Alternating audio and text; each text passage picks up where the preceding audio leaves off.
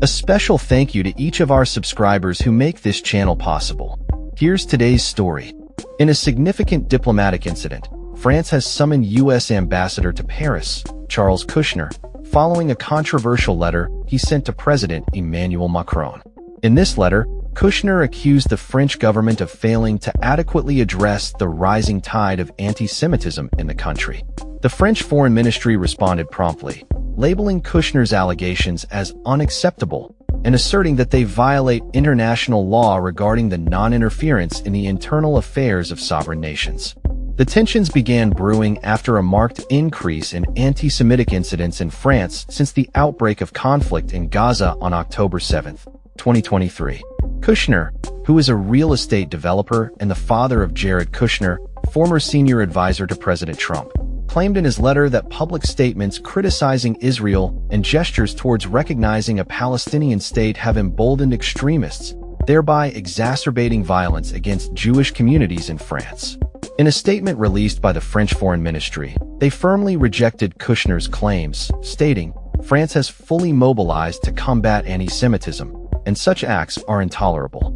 France is home to the largest Jewish population in Western Europe, estimated at around 500,000 individuals, representing approximately 1% of the national population.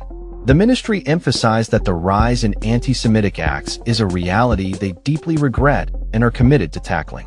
The diplomatic fallout from this incident comes at a time when relations between France and the United States are already strained. Earlier this year, disagreements have arisen over trade policies, particularly with Trump's imposition of new tariffs on international goods and differing views on the future of UN peacekeepers in Lebanon. France has opposed the U.S. push to wind down the UN peacekeeping operation known as UNIFIL, with a vote on the issue scheduled at the end of the month by the UN Security Council. Additionally, the two nations have experienced divisions regarding support for Ukraine amid its ongoing conflict with Russia. However, recent developments indicate a slight thaw in relations, especially after Trump expressed support for security guarantees during a warm meeting with Macron and other European leaders at the White House last week. Kushner's letter has further complicated the diplomatic landscape, especially following Macron's recent rejection of accusations from Israeli Prime Minister Benjamin Netanyahu that France's intention to recognize a Palestinian state is fueling anti-Semitism.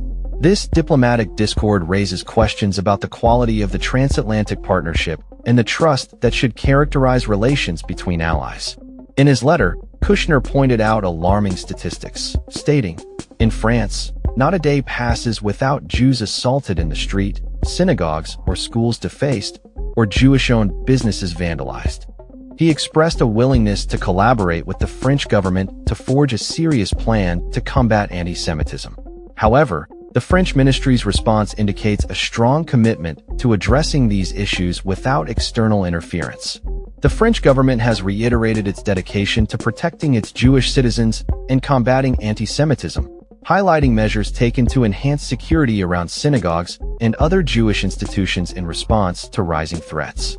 The situation remains delicate as both nations navigate their respective interests and the complexities of international relations. As the diplomatic saga unfolds, it is clear that the allegations made by Kushner have not only strained U.S.-France relations, but have also ignited a broader conversation about anti-Semitism, international law, and the responsibilities of nations in addressing hate crimes.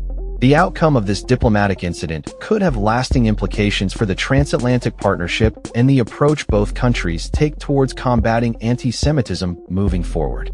That's all for this story. We upload videos every day covering many different subjects, so hit that subscribe button to stay informed. Thanks for watching.